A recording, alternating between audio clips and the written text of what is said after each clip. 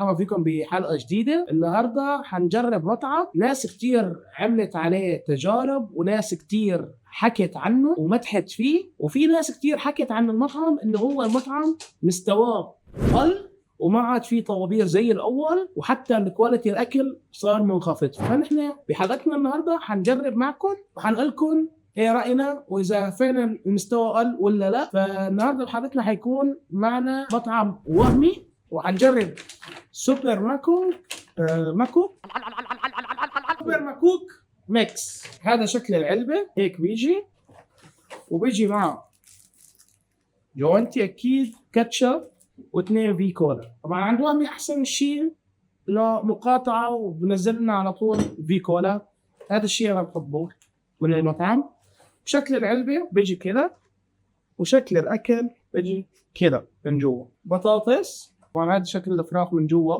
أجرب أول شيء دجاج الفراخ وأعطيكم رأيي فيها. بسم الله. واقع حاطين واقع.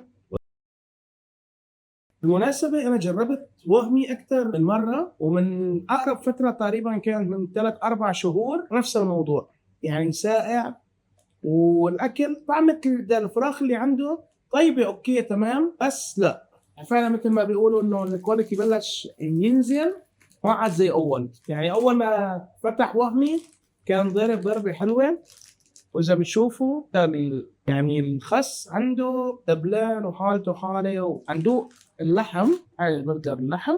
خلينا نجرب ونقول بسم الله.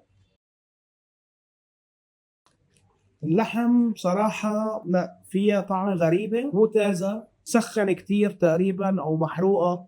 خليني أكون صريح معكم، بالنسبة لي وهمي طبعا خلينا نحط 3 إكس عليه، مش حابب أقيمه. بالنسبة للفراخ خلينا نعطيها 5/10، وبالنسبة للحم يعني أنا كنت متمنى أعطيها 1/10، بس اللحم لا طعمته وحشة جدا ما بتتاكل. بطاطس يعني أحسن شوي، بس لو كانت إنه سخنة كان أحسن. بشكل عام المطاعم اذا البطاطس اللي عندهم مش سخنه ما طيبه. المفروض يجي الدرة مفقوده من البوكس، فالبوكس شبه فاضي، مو مثل ما وهمي وهمنا. يعني على طول وهمي بالاعلانات تبعيته بقول لك انه البوكس مليان، بوكس اكيله والى اخره. فبصراحه لا، في شغلات ناقصه، واولا الدرة. وانا اللي كنت بحبه عند وهمي هي الدرة، لانه بتعطي سلاسه مع البرجر، وهيك دي برضه ناقصه. الاكل على طول بيجي سائع، يعني انا حتى لما بطلبه من المحل مجرد مسافه الطريق لا مبين انه الاكل مسخن تسخين ومقدمين لك اياه. يعني هي بالنسبه لي وهمي لا ما عاد زي اول. بتمنى اني يعدلوه، قلت الاكل عن جد نازل، وبتمنى انه اجرب مطعم ما يكون كثير ناس مجربينه